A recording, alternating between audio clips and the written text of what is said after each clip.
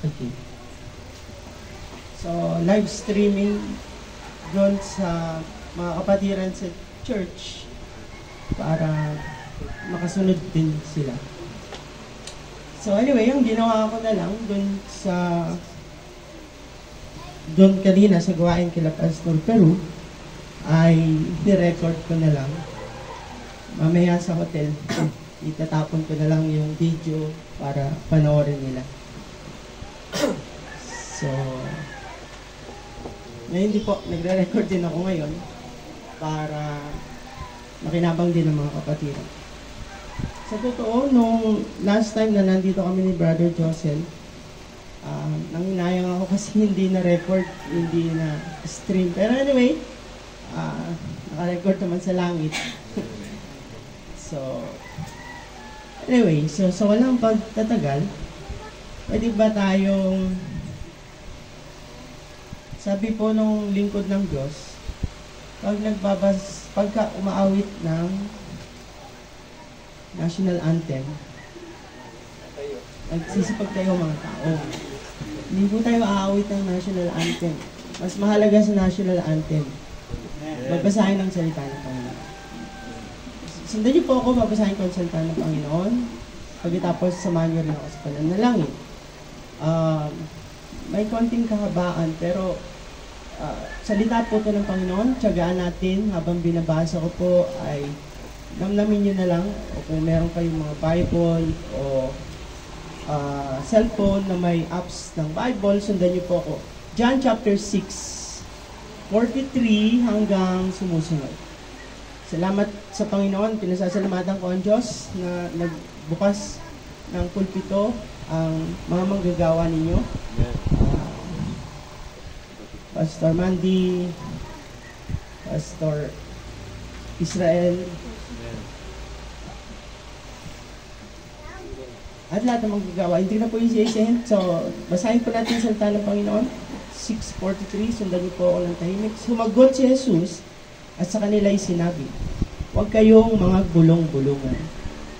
Walang taong makakalapit sa akin, maliban ng ang amang nagsugo sa akin, ang sa kanya ay magdala sa akin.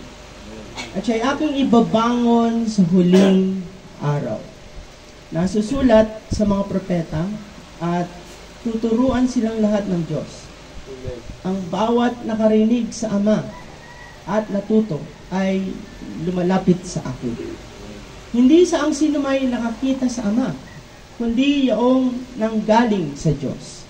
Siya ang nakakita sa Ama. Katotohanan sinasabi ko sa inyo, ang sumasampalataya ay may buhay na walang hanggan. Amen.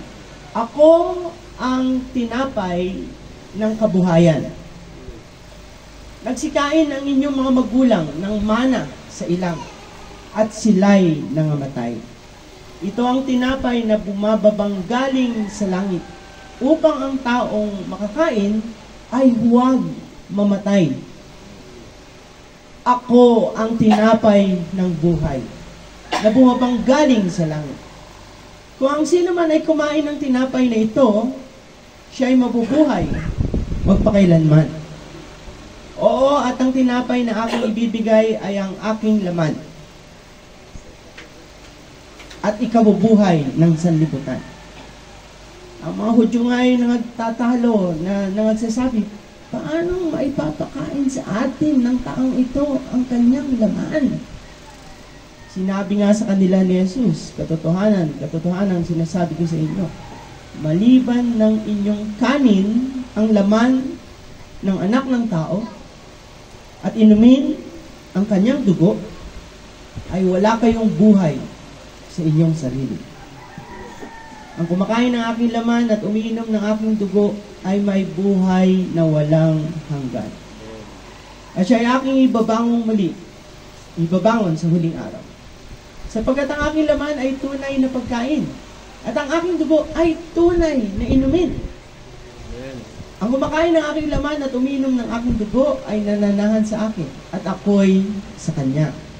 Kung paanong sinugo ako ng amang buhay, at ako'y nabubuhay dahil sa Ama, na hindi naman ang kumakain sa akin, siya na may mabubuhay dahil sa akin. Ito ang tinapay na bumabang galing sa langit. Hindi gaya ng mga magulang na nagsikain at nangamatay.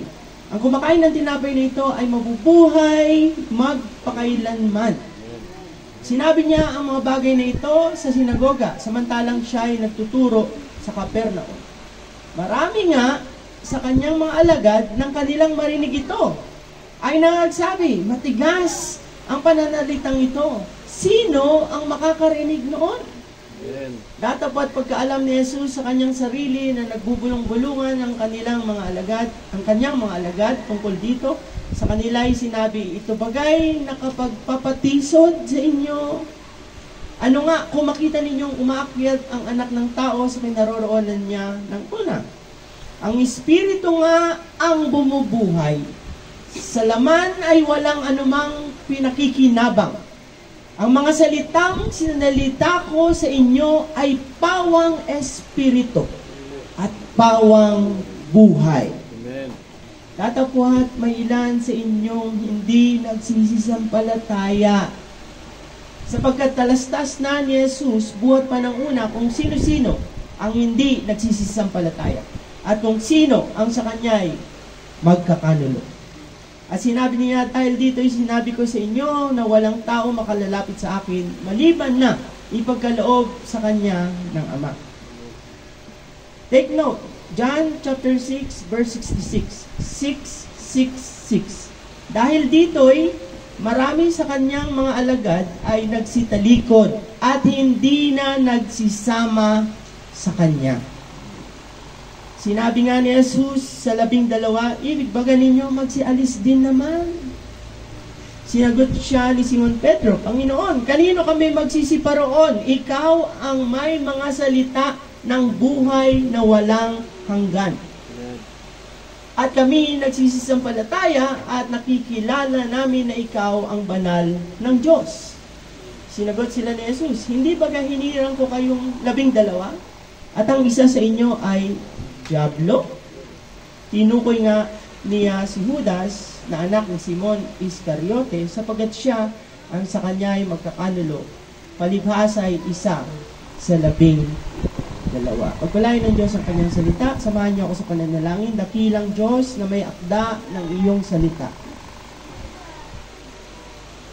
Paintulutan mo na ang matanggap ng aking mga kapatid ay ang Espiritu, upang ang mga kaluluwa ay makakain at mabuhay ang nakatalaga bago palikain ang sanlibutan. Dakilang Diyos, mahabag ka sa bawat kaluluwa na narito. Maraming pong salamat sa inyong biyaya. Pagpalain mo po ang pagtuturo, pangangaral ng iyong salita para rin sa iyong kapurihan. Sa pangalan ng iyong buktong na anak, aming Panginoon sa Kristo, ito po ang aming samot dalangin. Amen. Amen. Ako po tayo. Magandang araw uli sa ating lahat. Amen. Praise the Lord. 3:28. Narinig ko yung sabi ni Pastor Mandy, 1 oras. So, 4:20. Okay, Pastor? Tumawad. Okay. 1 oras mula ngayon. Okay. Okay, anyway, gusto ko lang po maging clear. Ang problema po kasi ko at yung ibang kasama ko rin na nangangaral ng mga katuruang ito ay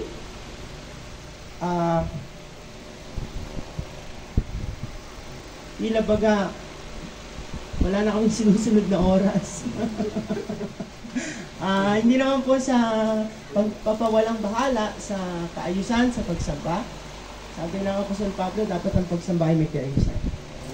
Okay, so, subalit, katulad po ng inyong nabasa marahil sa Aklat ng Mga Gawa, nakwento rin marahil nung nakaraan, kung magtuturo ang mga apostol ay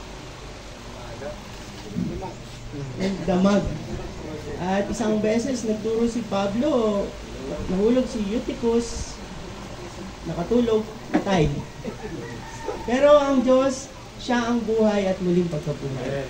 Pinanalangin ni Apostol Pablo, ang patay ay nabuhay. So, nevertheless,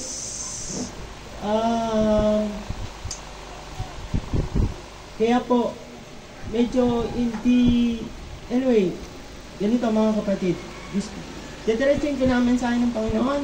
Nagpapasalamat kami ni Brother Joseph kasi maraming gustong sabihin. So, biyaya ng Diyos na kamanggagawa ko po si Brother Joseph, Joselito Ramos, dahil hindi ko alam kung makakapag-mission kami dito, o ako, kung hindi ko kamanggagawa si Brother Joseph. So, anyway, siya po ang isang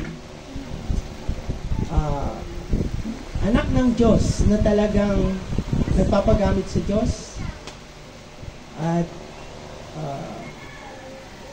kahit na sarili niya ng pera ay pagagamit niya sa Diyos para sa pagmimisyon. Para lang maintindihan ninyo. Okay? So, pero hindi ko siya tinataas. Pero sabi ng isang manggagawa, kung magbibigay kayo ng bouquet, yung mga bulaklak. Minsan kasi nagbibigay ng bulaklak pag nakahiga na eh. Nakahiga na, tsaka pa, ang bait-bait niyan! At papupurihan at lahat. Kung kailan nakahiga na sa kabaong. So, napakahalaga na maging practice natin. Sabi, yung mga Amerikano ganyan eh. Appreciative. Nagpapasalamat sa tao at nakikita yung gawa ng Diyos sa kanila. Sabi ng Bible, extra mile. Tama ba? Okay. So, maraming salamat sa lahat. Hindi ko na po isa-isahin. Shortcut. Mensahe. Anong mensahe ng Diyos na gustong ipashare ngayon? Nanalangin po ako sa Panginoon. Maniwala kayo sa hindi, habang nandyan ako, dyan lang nabuo ang gustong ipashare ng Panginoon. Okay, so ano ang gustong ipashare ng Panginoon? Binasa na po natin. Sabi ni Jesus Christ, kainin niyo ang aking laman, inumin niyo ang aking dugo. Halimbawa, si Jesus Christ, ang anak ng Diyos mismo nangangaral dito. At tayo naman yung nakikinig. Yun din ang sasabihin. Wala pagkakaiba. Gusto niyo maglingkod sa aking Ama? Magmula ngayon, kainin niyo ang aking laman, inumin niyo ang aking dugo. Sabi ng Bible, binasa natin, John 6:66. Yan ang totoong tatak. Nagkaroon ng tatakan. Anong nangyari? Nagsipagtalikod, mga kapatid, libo-libo. Take note. Libo-libo ang nagsipagtalikod at hindi na muling sumunod sa Panginoong Hesukristo. Sabihin nyo, masyado naman sila, ganun lang kasimple ang... Siguro, akala natin simple lang. Pero, imagine nyo nga kung nandito mismo ang Panginoon, flesh and blood, tapos of it, okay?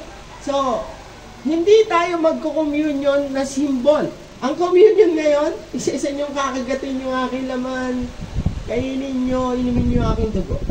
Magko-communion ba kayo? Hindi nila maintindihan. Bakit? Ano ba itong turo ng Panginoon na to? Actually, ang ilan sa kanila ang iniisip, ang teaching ni Jesus, cannibalism. Cannibalism yan. Kainan ng katawan, inuman ng dugo. Okay? So, hindi nyo rin sila masisisi. Dahil tayo ay tao, at tayo ay nag-iisip bilang tao. Pero, ano ba ang dapat nating matutunan pag tayo ay pumupunta sa simbahan? Salita ba ng tao? Oh, salita ng Diyos. So, kung salita ng Diyos ang iyong pagnanasa na maunawaan, Hindi mo pwedeng gamitin ang makatao mong pag-iisip. Proverbs chapter 3 verse 5. Trust in the Lord with all your heart and lean not on your own understanding. Galit yata si Brother Bonnie. Sa pangangaral, ang sinasaway ay ang mga maling pangunawa, maling turo. At ang mga maling pangunawa, maling turo, sa maniwala kayo sa hindi, ay maruruming espiritu. At ang mga maruruming espiritu ay tumitira sa tao. Sabi ng Biblia, merong isang tao, matapos marinig ang salita ng Diyos, umalis ang mas maruming espiritu dun sa tao. At namasyal. Pumunta sa dry places. Alam niyo ba kung anong dry places? Sabi ng Bible, dry places. Alam niyo kung saan ang dry places? Yung may idea. Sementeryo.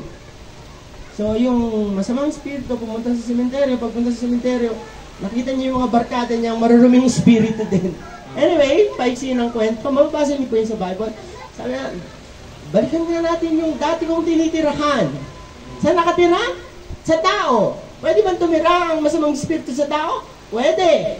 Mark chapter 5, 2,000 masamang espiritu nakatira sa isang tao. Si Legion. Anyway, sabi nung nakatira dati sa taong, yung bahay niya dati, sabi, malinis. Walang nakatira. Yung dati yung bahay. Mga barkada, sama na kayo. Pumasok. At ang buhay ng tao ay naging mas masama kaysa nung una. Brother Bonnie, pwede ba yun? Makarinig ka ng Word of God, tapos mas lalala pa ang buhay mo? Pag hindi mo pinapasok ang kumakatok. Narito ako, nakatayo at kumakatok sa pintuan. Ang sino man makarinig at magbukas ng pintuan. Papasok ako at hahapo o kakain kasama niya at siya at ako.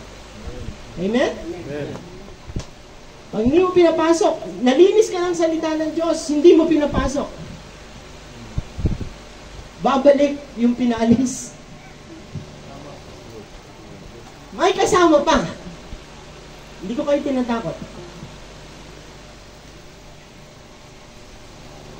Sa maniwala kayo sa hindi, bilang isang normal na tao, pag ang tao, lahat ng tao, normal sa tao ang maghanap ng sasambahin, normal sa tao ang humanap ng totoong pagsamba, normal sa tao naggustuhin maglingkod sa isang makapangyarihan, Diyos man ito o sino man.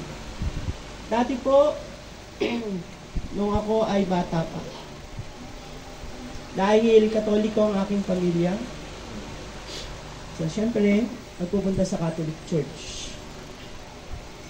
Nung bata pa ako, sabi ko, gusto kong maging pare. Isang araw, high school ako, nagkaroon ako ng classmate na Baptist. Nag-share yung Baptist, sabi, alam mo ba, Bonnie, na ikaw ay makasalanan? At alam mo ba, na pwede kang makapunta sa langit? Kung magsisisi ka, alam niyo na, Ebanghelyo ng pagpapulang sala. Sa ngayon, sa banal na kasulatan, nasa Bible ko. Sa madalit sabi, sa aming kwentuhan, bago matapos, hinamon niya ako, gusto ba tanggapin ang Panginoon bilang Panginoon tagapagligtas? Magsisi ka? Oo naman. Ginawa ko. Pero alam niyo, kakaiba nung nag-pray kami. Kasi napakaingay ng mga kaklase namin. Kasi nangyari, nung ako ay second year high school, medyo malayo yung section ko. Pagdating ng third year, nalipat ako sa section 1. Lahat sila magkakaklase. Ako lang ang naiba. So, anyway, pero ang bait ng Baptist, nilapitan ako. Oo ka naman, wala ka kausap. Anyway, nausap ako, shinare yung gospel. Ang ingay, nagdadaldalan, walang teacher. Sabi niya, gusto mo mag-pray tayo? Nung nag-pray kami, sabi, sige, nung nag-pray kami, nung binuksan niya yung kanyang bibig sa pananalangin, sumunod ka sa akin, Brother Bonnie, Panginoon, pagbigkas na pagbigkas yun ng Panginoon. Sabi ko, parang magic. Tumahimik. Kinilabutan ako sa kakaiba to. Pero nananalangin siya. Sumunod niya. Tapos habang nananalangin siya, hindi lang tumahimik, tila baga ako ay nakaupo sa ulap at inaangat. Sabi ko, ano ba to? So anyway, paiksi ng kwento, tinanggap ko ang Panginoon bilang Panginoon tagapagligtas. Ako ay 17, 16 years old. Anyway, nung natapos yung prayer, sabi niya, sa pangalan ng Panginoong Jesus, Amen. Pag Amen niya, bumalik ulit yung ingay, parang, hindi ko makalimutan yung araw na yun. Sabi ko, ano yun? So, paiksi nila ang kwento, natapos ako ng high school, nagdesisyon naman ako mag-aral sa Bible School. Nung nag-aral ako sa Bible School, nakatapos, pinag-aral ako ng Evangelical Free Church of the Philippines. Libre lahat. So, natapos at nag-graduate na pag-aaral ng pagiging pastor. At nung natapos ako sa pag-aaral ng pagiging pastor, binigyan nila akong lisensya. O, lisensyado ka na. Pastor ka na. Of course, meron pang, parang board.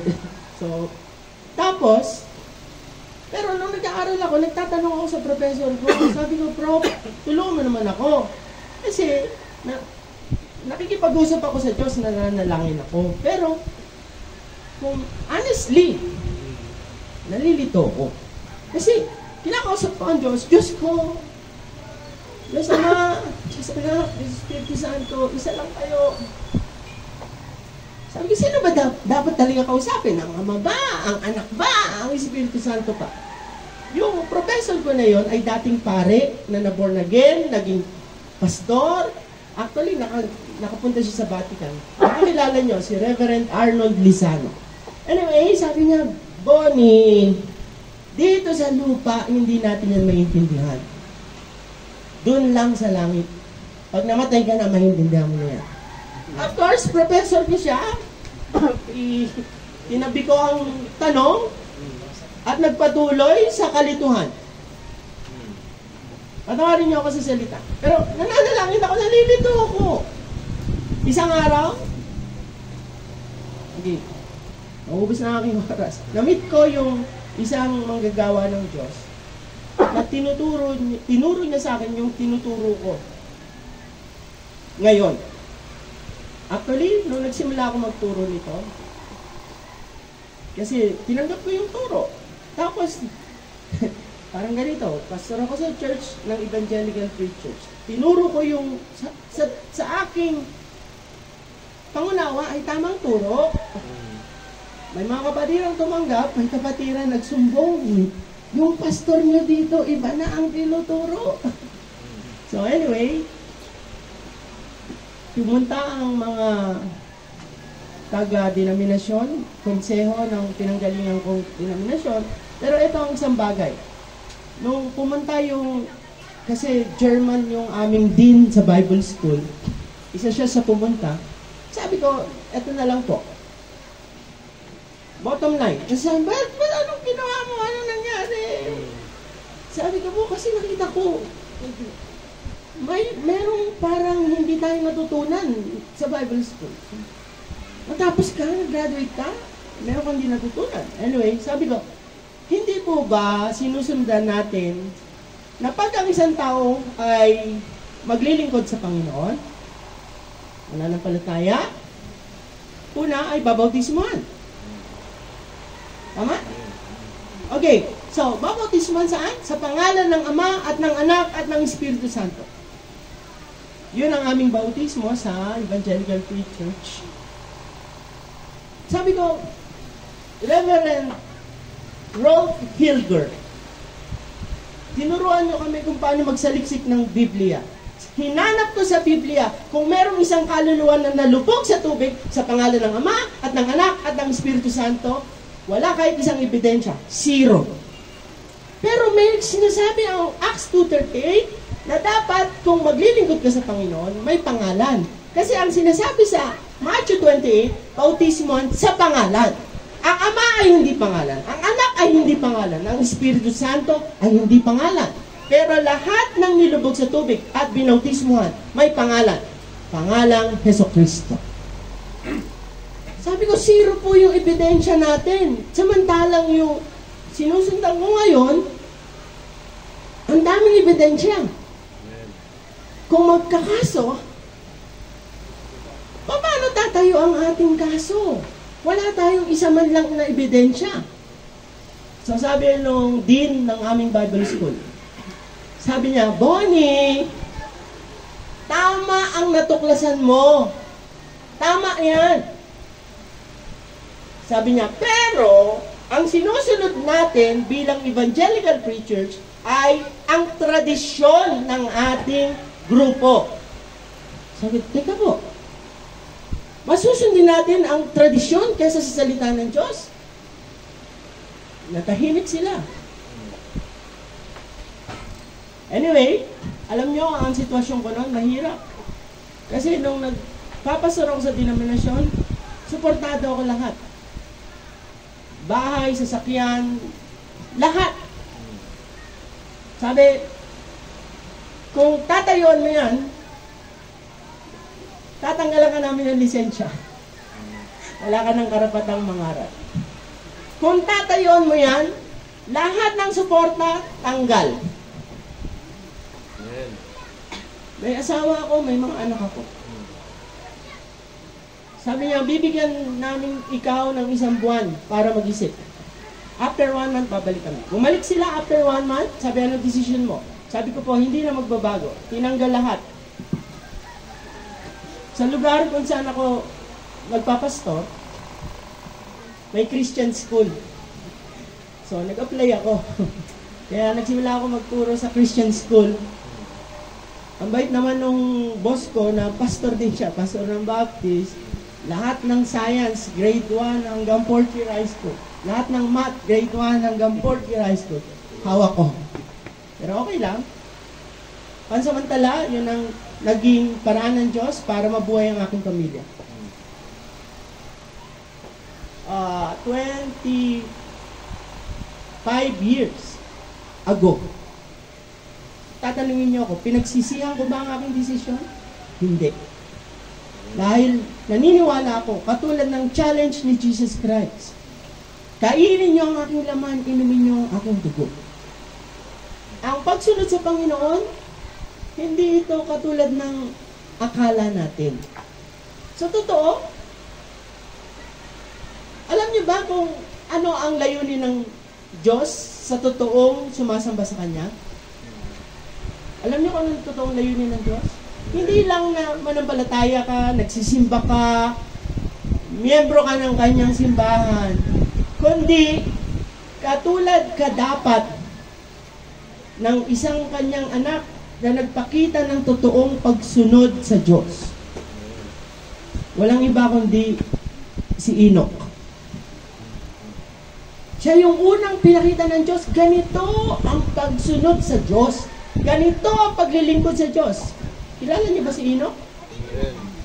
Okay, Genesis chapter 5, basahin niyo na lang. So, hindi na natin babasahin.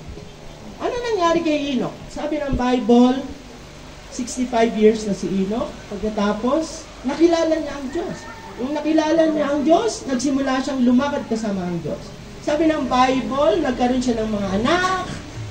Can you imagine? Siyempre, may asawa rin siya. May asawa, may anak.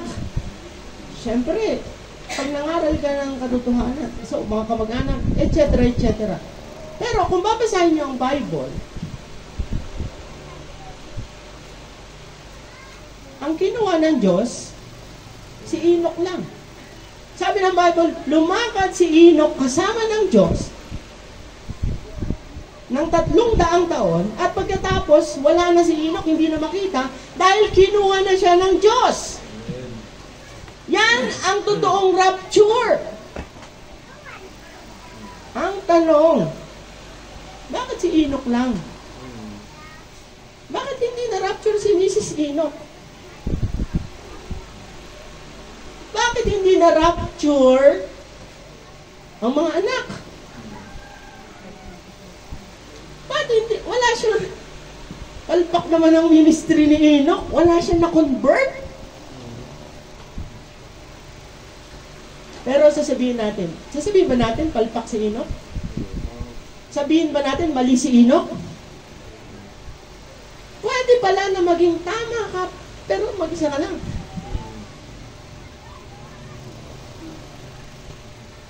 Iniisip ng iba, mali ka, pero ang Diyos ang nagsasabi, anak, tama ka.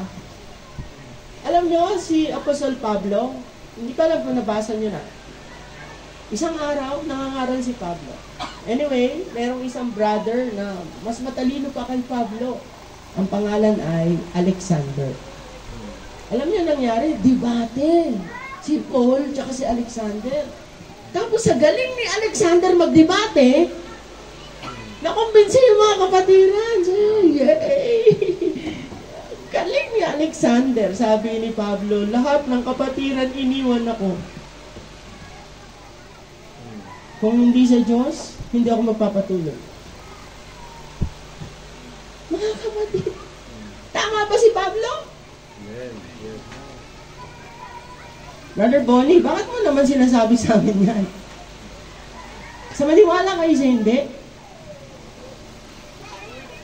Ang katotohanan ay hindi ordinaryo. Ang katotohanan ay hindi simple. Sabi ng Panginoong Jesucristo, ano daw ang kinakailangan malaman ng tao? Ang katotohanan. Malalaman nyo ang katotohanan at ang katotohanan ang magpapalaya sa inyo. Okay. Bakit ang bilis ng oras? Okay. Ang gusto ko pong i-share sa inyo ay John 3:16. Simplihin na lang natin. Alam, copy sa atin yung lahat yan. Pwede ba natin i-recite? Okay, sabihin nyo ka, for God so loved. 1, 2, 3. For God so loved the world that He gave His only begotten Son, so that whosoever believeth in Him should not perish, but have lasting life. Amen? Naintindihan nyo ba yung inyong kinote? Naintindihan nyo ba ang John 3:16? Opo, brother. Okay. Kung may Bible kayo, samahan nyo akong buksan sa 1 John chapter 2, verse 15 to 17. Ano sabi nung kinote natin? Mahal ng Diyos ang sanlibutan. Amen. For God so loved the world. At dahil mahal niya ang world, binigay niya ang kanyang bugtong na anak. At pag ikay nanambalataya sa kanyang bugtong na anak, hindi ka mapapahama, kundi ikaw ay magkakaroon ng buhay na walang hanggan. Ano ang sabi ng 1 John 2:15 to 17? Makinig kayo. Love not the world, neither the things that are in the world. If any man love the world, the love of the Father is not in him. For all that is in the world, the lust of the flesh, and the lust of the eyes, and the pride of life is not of the Father, but is of the world. And the world passeth away, and the lust thereof, but he that doeth the will of God abideth forever. Ang Panginoon, minahal ang sanlibutan. Pero sabi, huwag niyo mamahalin ang sanlibutan.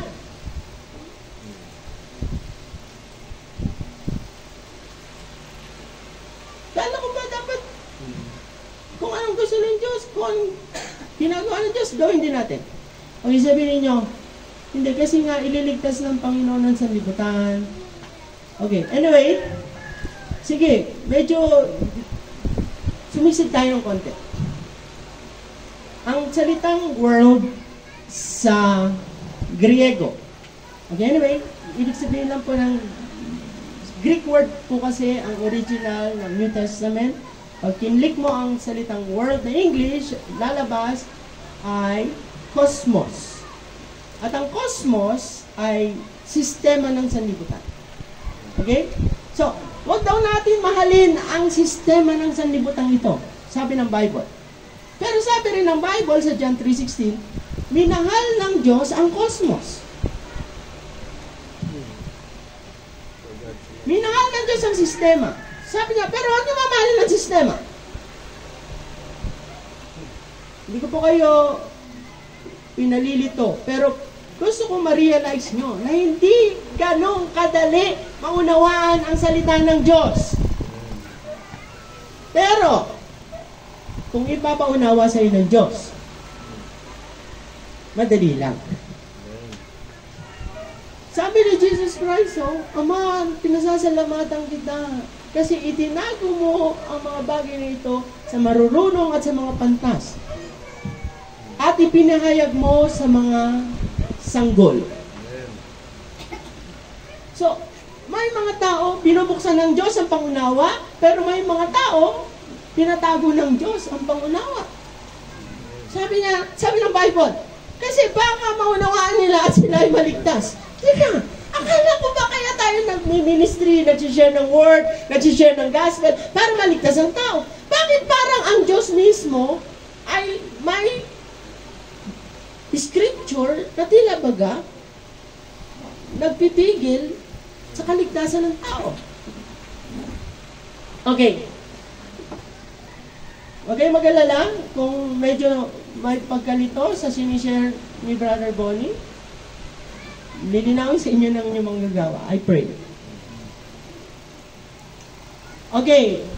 Ano ba yung gusto ng Diyos talaga? Okay. Genesis chapter 1. In the beginning, 1:1. In the beginning, God created the heaven and the earth. Nilikha ng Diyos ang langit at lupa. Okay? So, kung ang Diyos ang lumikha ng langit at lupa, ang Diyos ay perfect God. Can a perfect God create something that is not perfect? Siyempre hindi. Nung nilikha ng Diyos ang lahat ng bagay, perfect. Do you agree? Walang pagkukulang, walang labis, walang kulang, perfect environment, perfect lahat. Sundan niyo ko, Genesis 1:2. Pagdating sa verse 2, and the earth was without form. Oh, nakikreate pa lang ng Diyos, without form na agad. And void, and darkness was upon the face of the deep. Mga kapatid, wasak na, siraan na, madilim na. Pag nagbasa kayo ng Bible, huwag niyong i-expect na porkit magkasunod, verse 1, verse 2, na magkasunod talaga, katulad ng kronolohiya. Kahit magkasunod yan, verse 1 tsaka verse 2, ang pagitan niyan ay milyong taon. Millions of years. Genesis chapter 1 verse 1, God created a perfect world, perfect heaven and earth. In fact, may mga dinosaurs pa dyan. Pinapatunayan yan ng ibang scripture. Isaiah, Psalms. Okay? Pero ba't wala na ngayon? May nangyari kasi sa verse 1 tsaka verse 2. Anong nangyari? Pagkatapos likhain ng Diyos ang perfect world, alam niyo ba kung saan nagsimula ang kasalanan? Saan nagsimula ang kasalanan? Saan ba na? Narinig mo. Daya mo. Dito lang. Oo, tama. Sa langit nagsimula ang kasalanan. Sa langit nagsimula ang kasalanan. Sa magitan ni Lucifer. Sino ba si Lucifer? Nung nilikha ng Diyos, okay? Unang nilikha ng Diyos ang mga anghel at ang pinakamataas na anghel in command of all the angels ay walang ibang kundi si Lucifer. Kaya nga Lucifer, kasi ang ibig sabihin ng Lucifer ay tagapagdala ng liwanag. Tagapagdala ng liwanag. Sino ba ang dinadala ni Lucifer? E di ang liwanag. Sino ba ang liwanag? E di ang Diyos. Siya ang representative ng Diyos, si Lucifer. Kaya lang, sabi ni Lucifer, parang mas maganda kung ako ang Diyos. So anyway, history na yan, alam niyo nangyari, hindi naman pwede. Bakit? Ano ba si Lucifer? Nilikha. Ano ba ang Diyos? Manlilikha. Hindi pwede na ang nilikha ay maging manlilikha. Tinapon si Lucifer. Saan? Sa lupa. Ang perfect word na kinreate ng perfect God, ginulo ni Satanas. Kaya pagdating sa verse 2, and the earth was without form, and void, and darkness was upon the face of the deep. Wasak! Dahil kay Lucifer. Pati yung mga dinosaur sana nakikita natin ngayon, no? Wala na rin. Pero, alas 4 na. Anyway, pupuntiryahin natin ang dapat mapuntirya. So, pinabayaan na ba ng Diyos? Wasak na ang earth eh. Kung ako ang Diyos, tapong ko na yan, gawa na lang ako ng bago. Kung ako, hindi ako ang Diyos eh. Pero ang Diyos, hindi niya mapabayaan ang earth. Bakit kaya? Okay, quickly. Alam niyo ba kung anak ka ng Diyos, bahagi ng dadalhin mo sa bagong langit at bagong lupa ay ang iyong katawang lupa? Pero, dapat ang iyong katawang lupa ay maluwalhati muna. It must be glorified. Meaning, alam ng Diyos, yung mga magiging anak niya, ang kanilang mga katawan ay nandun sa earth. Actually, nagsimula, dapat ang ating katawan bilang banal na lupa. Holy dust. Akala kasi natin yung earth, marumi. Di ba? Saan kinuha ng Diyos si Adan? Sa lupa. Mula sa lupa, magbabalik sa lupa. Okay, anyway, medyo malalim na yan at mahabang pagtuturo pa rin yan. Pero lahat yan nasa Bible. Naalala ninyo sa Matthew chapter 27. So, but note nyo na lang. Sa bahay nyo lang basahin, pag-aralan. Nagkaroon na naman ng rapture. Nung si Jesus Christ namatay sa krus, Ama, sa iyong kamay, tinatigubilin ko ang aking espiritu. Nagka-earthquake. Nung nagka-earthquake, sabi ng Bible, nagbukasan ang libingan ng mga banal. At ang mga banal ay nagsipagbangon. Actually, may nangyari ng resurrection. Akala natin, mangyayari pa lang ang resurrection sa darating. Ang dami na nga eh. Si Enoch na rapture na. Di ba? Si Elijah ba na rapture? Yes. Si Jesus Christ. Mga saints. Old Testament saints. Kaya, dun sa Thessalonians, the dead in Christ shall rise, and we who are alive and remain shall be caught up together with them to meet the Lord in the air. Hindi nakasama doon ng Old Testament saints. Tapos na sila. Kaya ang ina-expect kong makita, yung New Testament saints. Sila Mary, sila Joseph, Matthew, Mark, Luke. Okay? Bible yan. May nangyari na po ng resurrection sa Bible. Kasi pagbasahin nyo, huwag yung bibilisan. Matthew 27. Bumuka ang mga libingan ng mga banal. Hindi lahat ng libingan bumuka. Ang bumuka lang, ang libingan ng mga banal. Kasi hindi naman pa sila bubuhayin. Matagal pa sila bubuhayin. The rest of the dead live not. May mangyayari pang 1,000 years rule and reign ang mga anak ng Diyos. After the 1,000-year reign, doon pa lang bubuhayin ang general death. General resurrection. Okay? Okay, ngayon. Ano yung mundong minahal ng Diyos? Ang mundong minahal ng Diyos, hindi ang kasalukuyang mundo, kundi ang nakaraang mundo. For God so loved His perfect world. Not this world. Not this world. Okay? Clear? Kainin nyo ang katawan ni Kristo. Inumin nyo ang kanyang dugo. Okay, bakit mo ba tinidinan yan, Brother Bonnie? Marahil ilan sa inyo, 10 years, 20 years, 30 years ng Christian. So maniwala kayo sa hindi. Ang Bible din ang nagsasabi. Nainis na nga si Pablo eh. Hebrews chapter 6. Sabi niya, dapat, ang kinakain nyo na dapat ay karne. Pero, ayaw nyo pa rin bitawan ng inyong mga tsupon. Gatas pa rin kayo. Dapat, tagapagturo na kayong lahat. Pero ngayon, estudyante pa rin kayo. Alam niyo ba, ang parehong salita ng Diyos, katulad ng John 3:16, ay pwede mong matanggap bilang gatas. Pero pwede rin itong ipakain bilang karne. Ang pinapakain kong John 3:16 ay hindi gatas, kundi karne.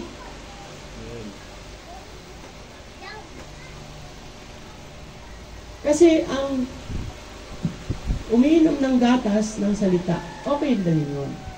Pero kung gatas ka hanggang mag-rapture, walang mararapture na baby. Walang mararapture na baby Christian. Kanina nga, anyway, pag pinasukan ko na naman, ganit ang salita ng Panginoon, mga kapatid. Actually, sinare ko sa inyo mga pastor, mga maginawa.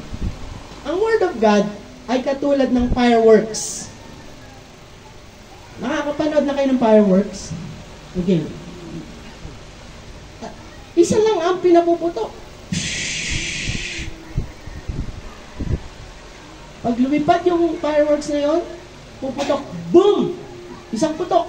Pag putok ng isang putok, may maglalabasan. Sabi mo 5. Tapos yung 5 lumabas na yon, puputok din lahat yun. Boom, boom, boom, boom, boom, boom, boom. Tapos pag nagputukan yung 5 na yon, na may tigli 5 rin, lahat yun magpuputukan din. Fireworks. Bago matapos, napakaliwanag na ng paligid.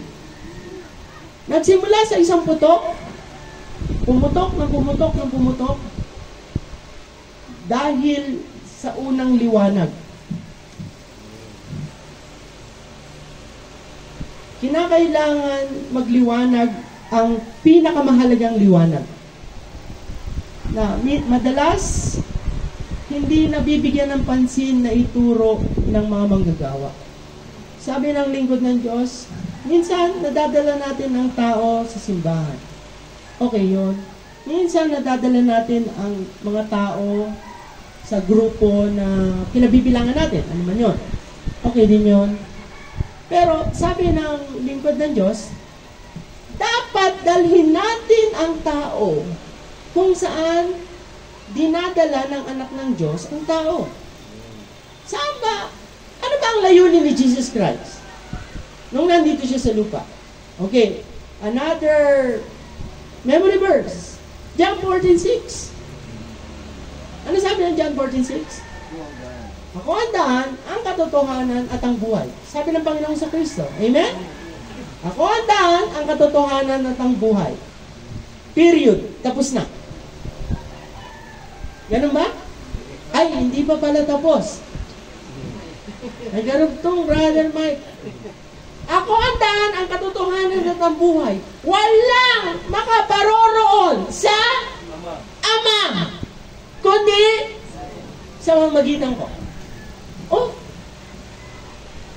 saan pala dinadala ng Panginoong Jesucristo ang kaluluwa, ang tao? Sa kanyang sarili? Kanino? Sa Ama. Pag ang ministry ay hindi nagdadala sa tao, sa Ama, matakot kayo dahil walang buhay na walang hanggan. John 17:3. Sige nga, patunayan mo nga yung sinasabi mo, Brother Bonnie. Pag hindi nadala sa Ama, walang buhay na walang hanggan. John 17:3. Okay, sinong may lakas na loob na magbasa? This is like they might know thee, the only true God, and Jesus Christ, whom thou hast sent. Amen. Sabi ni Jesus Christ, ito ang buhay na walang hanggan. Okay, kung iaangat nyo ng konti sa verse 1, nananalangin si Jesus. Nung nandito ba si Jesus Christ, nagpe-pray siya? Dalawa lang yung nag-amen. Nung nandito ba sa ibabaw ng lupa, ang Panginoong Kristo, anak ng Diyos, nananalangin ba siya? Amen. Sumasamba ba siya? Amen. Kanino? Nagpe-pray siya sa Ama.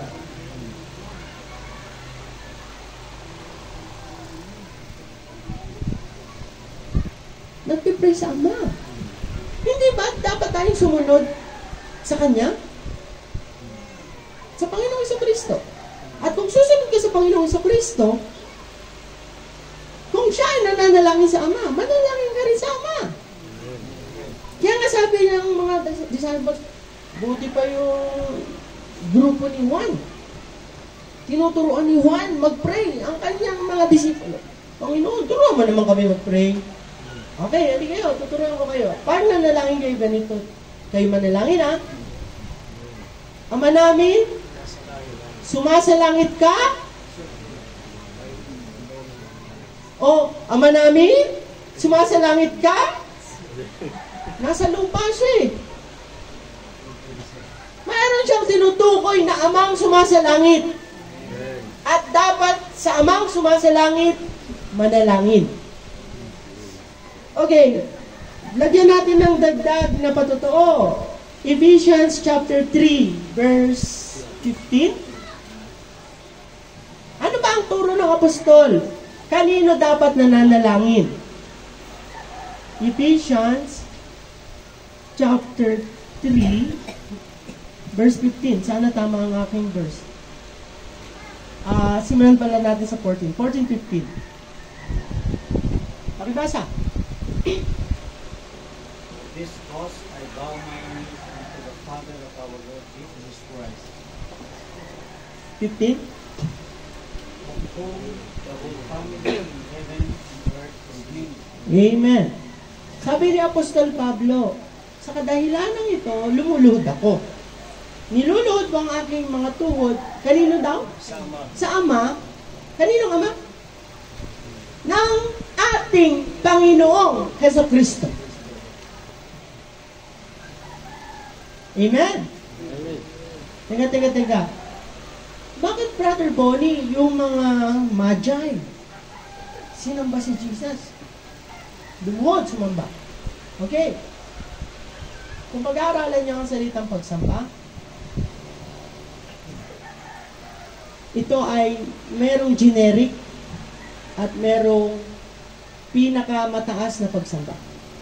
Anyway, ano yung generic? Katulad, alam niyo ba kung ano tawag ni Sarah sa kanyang asawa?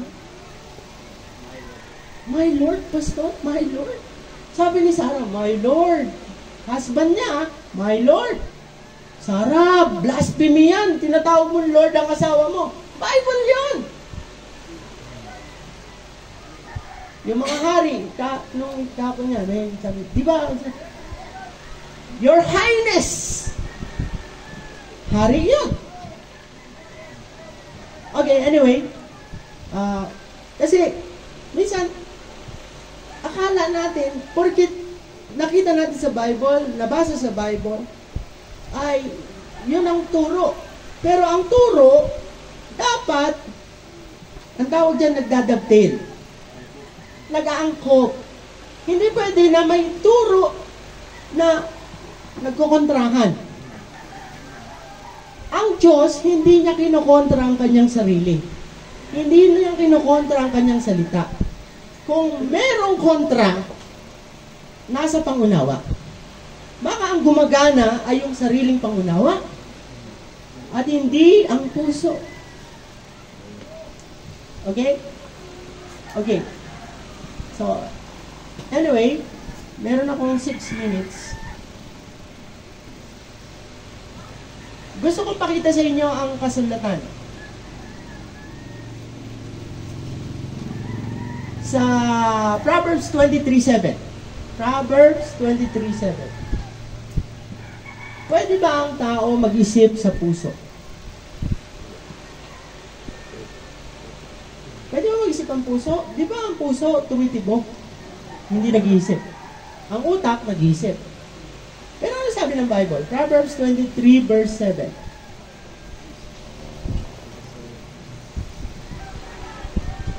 Okay, basa?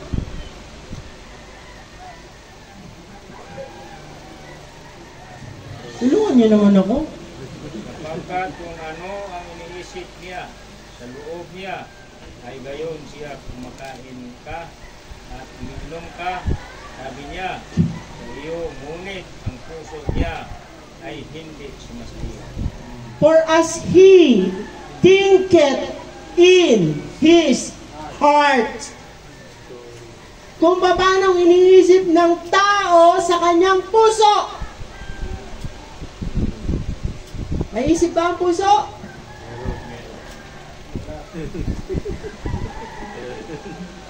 Oh, nagkukontrahan na. Meron, wala. Okay, iset natin. Pag sinabi ng Bible, absolute, hindi. Pag sinabing absolute, yan ang pinakamataas. Ibig sabihin, tama yan. Yan ang tama. Kahit na magdebate ang lahat, pero sinabi na ng Bible, tapos na. Tapos ang boxing. Bible yan eh. Mga kapatid, wag na wag mong ipagkakatiwala ang iyong kaluluwa sa tao. Ipagkatiwala mo ang iyong kaluluwa sa salita ng Diyos.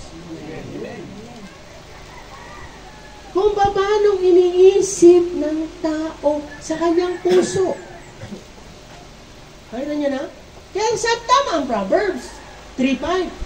Trust in the Lord with all your heart. Okay, ayusin natin. Paano nag-iisip ang puso? Tumitibok yan eh. Okay, na-share ko na yata sa inyo last time. Sino nakakalala? Okay, anyway, sabi ng lingkod ng Diyos, ang tao, of course, meron tayong literal na puso. Yung tumitibok talaga. Dug-dug-dug-dug-dug-dug. Pinag-aralan ng science. Sabi ng science, may maliit na kwarto sa literal na puso. Sabi, bakit kaya?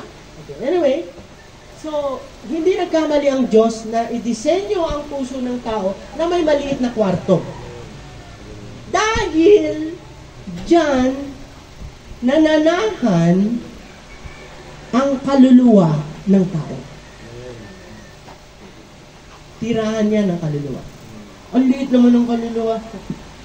Headquarter yan. Okay, anyway, ang hirap talaga intindihin ng katotohanan. So, kaya nga, di ba? Oo. Sabi, sino yun? Kailan lang, namatay si Jacqueline Hussein. Ano daw sabi ng doktor? Cardiac arrest. Inatake sa puso. At majority ng namamatay, may kinalaman sa puso. Pero puso ba talaga? Oo. Okay, sino nga hawak ng buhay ng lahat ng tao? Doktor? Ang Diyos, sister, ang Diyos. Pag sinabi mo ng Diyos, umuwi ka na. May magagawa ka pa ba? Teka Lord, dito muna ako. Uwi! Minsan nga, ang lusog-lusog, nag-exercise pa at lahat. Pero kaming kaibigan, no, Brother Giselle, sa Hong Kong, matanda na siya. Pero talagang araw-araw lumalangoy sa dagat, no, Brother Giselle? Talagang healthy. Isang araw, natagpuan lumulutang na sa dagat. Matandang lalaki. Anyway, nung inautopsy, sabi, inatake sa puso. Pag ang may control sa buhay, umalis. Walang control ang ating pag-iisip sa ating buhay. Walang control ang ating puso sa ating buhay. Pero ang may control sa ating buhay ay ang ating kaluluwa, at ang may control sa ating kaluluwa ay ang Diyos. Pag sinabi ng Diyos, umuwi ka na, uuwi ka na. Pag umalis ang kaluluwa sa puso ng tao na nagpapatakbo ng buong pagkatao, parang nag-brown out. Kaya pipilitin, buayin! Eh, umalis na.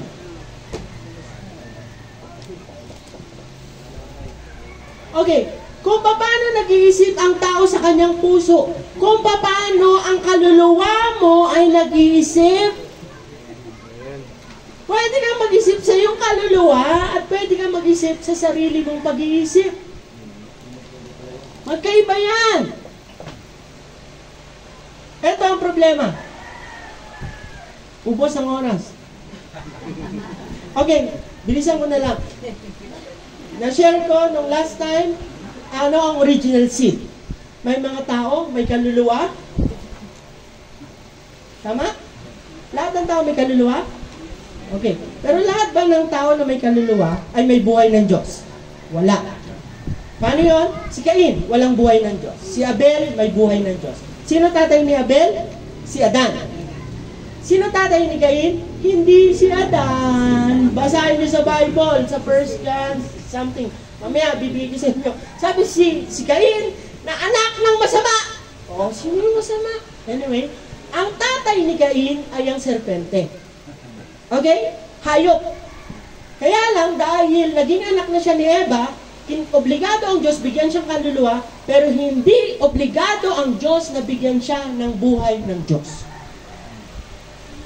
Kaya ang kaluluwa na walang buhay ng Diyos, mag-iisip yan sang-ayon sa kaisipan ng pinagmulan ng pagbabago ng lahi ng tao.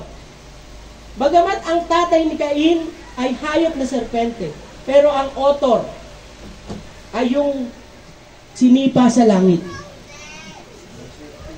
Si Lucy. Okay? Kaya sa maniwala kayo sa hindi, may mga taong pag narinig ang salita ng Diyos, sabi ng Bible, may lugar, may puwang ang salita ng Diyos sa kanilang puso. Pero may mga tao, walang puwang. Wala tayong magagawa doon. Okay? So, may mundo ang Diyos. Pag totoo kang ma-born again, papasok ka sa mundo ng Diyos.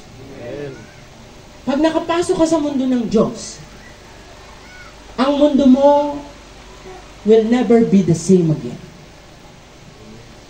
Manalangin tayo. Father God, nais po namin sumunod sa aming panuntunan na ipahayag na po ang maraming bahagi ng katotohanan at ng iyong salita. Ikaw na po na nagtanim ang magpatubo ng iyong binhi. At sa iyong mga anak, amang Diyos, pagpalain mo po sila. At kung sakali may mga kaluluwa na anak mo rin, subalit tila baga naguguluhan sa mga narinig, mahabag ka, Panginoon, at bigyang linaw mo ang iyong salita.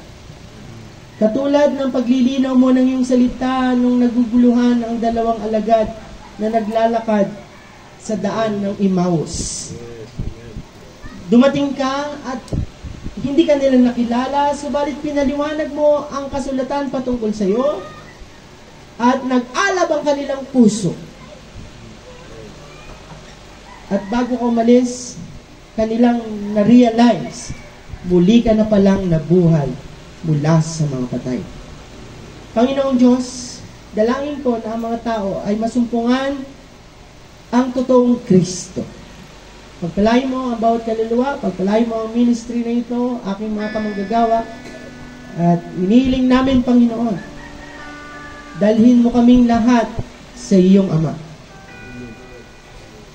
Father God, bless these people, bless every soul. I commit this prayer for honor and glory in the most precious name of our Lord Jesus Christ. Amen and amen.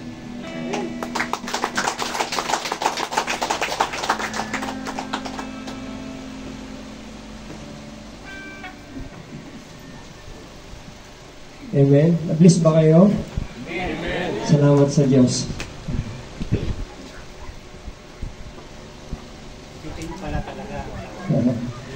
Kasi may sa akin sa inyo, Pastor, baka pwede isang oras yung gulo sa akin.